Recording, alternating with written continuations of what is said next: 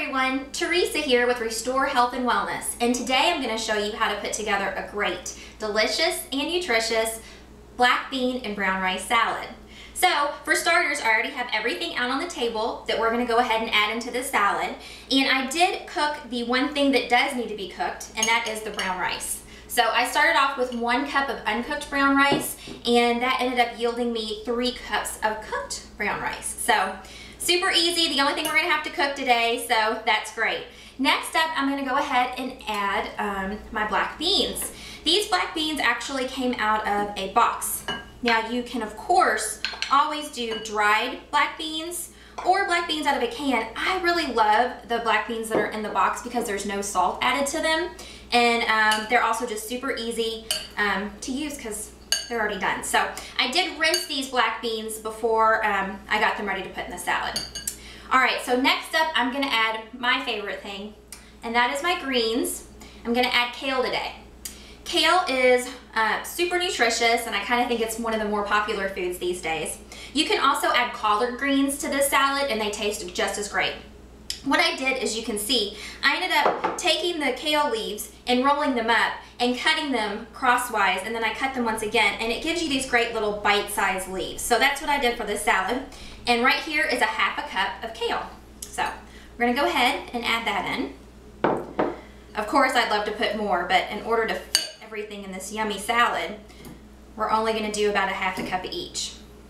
Next up, I am going to add some fresh grape tomatoes. I actually ended up cutting these in 4ths so that they are also bite-sized. You can do grape, cherry, or just regular tomatoes. And once again, this is ½ cup.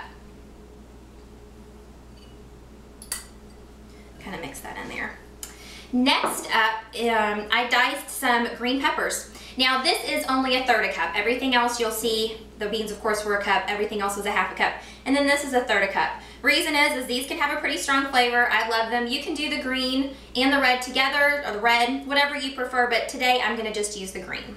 So again, that's 1/3 cup. Now I'm gonna mix this a little bit because this is starting to get full, and oh my gosh, it looks wonderful. I can't wait to show you guys. It looks amazing. Okay, so next up, the last 2 things that I have are my peas and my corn.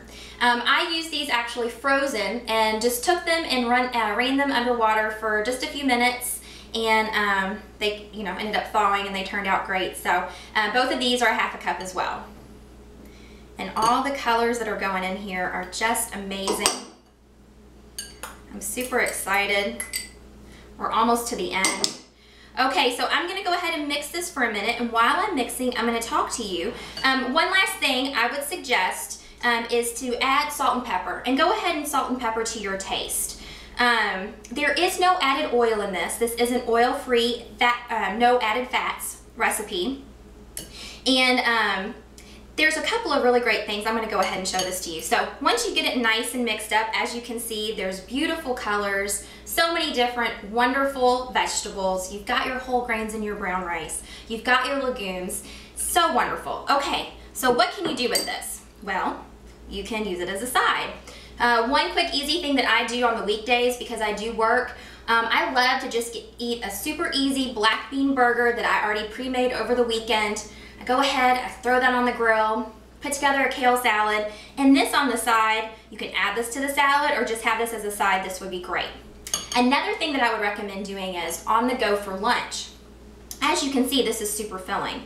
If you want, you can add a few more beans to it, but what I suggest is getting a whole wheat tortilla, putting this mixture on there, like I mentioned a second ago, maybe adding some more beans, maybe throwing on a couple of really great kale leaves, throwing some hummus on or not, just depending on if you do want a little bit of something extra on there, wrapping it up, and you've got a wonderful lunch for you. And then finally, it is that time of year. It's springtime and soon to be summer, and we're getting ready to have all those great family and friend get-togethers, and what a great way to show your family and your friends a wonderful plant-based, easy dish that they don't have to cook very much, and you can show them what they're missing out when they're not eating plant-based. So I hope this helps. I hope this is something that you would love to make. If you have any questions, please leave them on the comments below, and I will get back to you. Have a great day, and I hope to see you in my kitchen soon. Thanks so much.